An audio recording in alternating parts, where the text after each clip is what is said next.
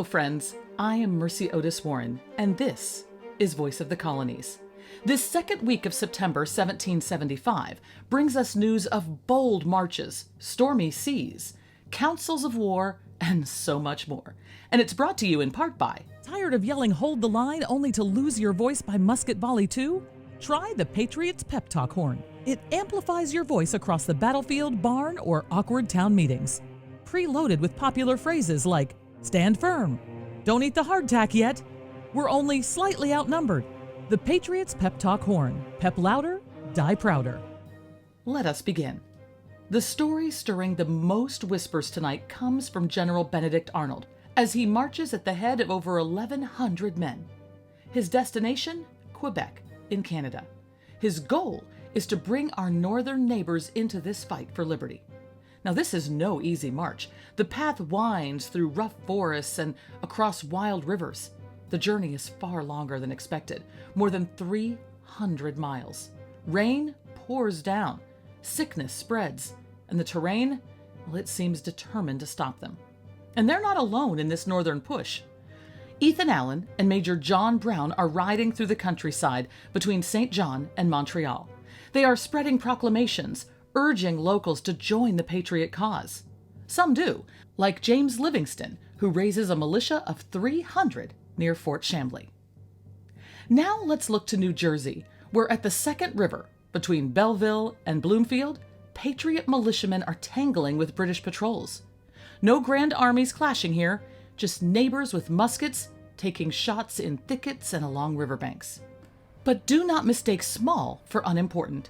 Every crack of a musket in New Jersey proves the fight for liberty is still spreading, no longer confined to the streets of Boston or the hills of Massachusetts. The King's soldiers cannot march a mile, it seems, without patriots rising up to remind them that America is not theirs to claim.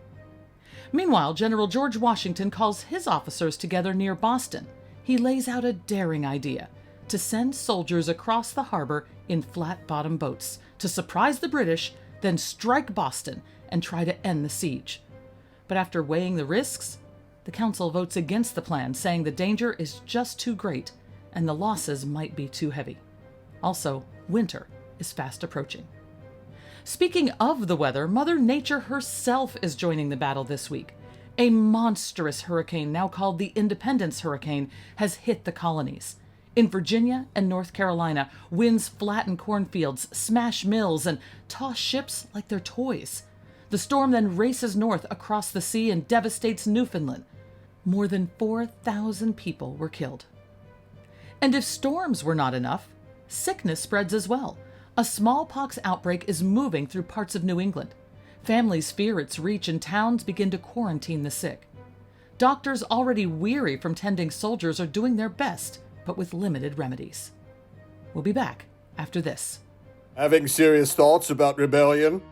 Missing the quiet dignity of a fully taxed afternoon tea? Return to the Crown, where every sip is supervised and every shipment highly profitable. For us. No need for messy protests or harbor-drenched leaves. Just pay your tax and be grateful.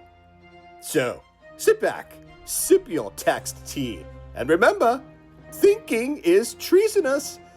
This message approved by the East India Company and His Majesty's Tea Task Force. While the first portion of the news this week was heavy, do not think it is all doom and gloom. Let me offer a spark of positivity. The schooner Hannah set out under orders from General Washington. Now, she's just a little vessel, hardly the stuff of legend, yet she strikes first blood at sea by capturing the transport HMS Unity.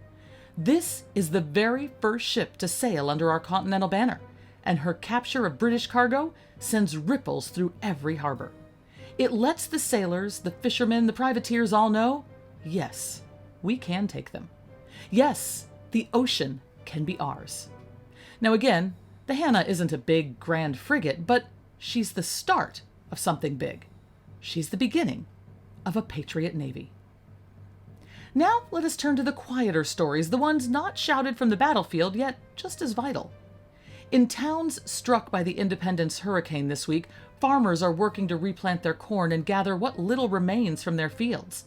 In homes across Massachusetts, Mothers and children preserve apples, beans, and pumpkins for the winter ahead. And in villages across the land, candles are being dipped, soap is boiled, and wagons are packed with supplies for soldiers. So, what does this week teach us? It reminds us that the storms will come, whether they be British troops or the gales of a hurricane. Yet, still we rise. And if you want to be kept up to date with the latest news every week of 1775 as we go deeper into this revolution, please subscribe to this page to be notified of all my future dispatches. This has been Voice of the Colonies, and I'm Mercy Otis Warren.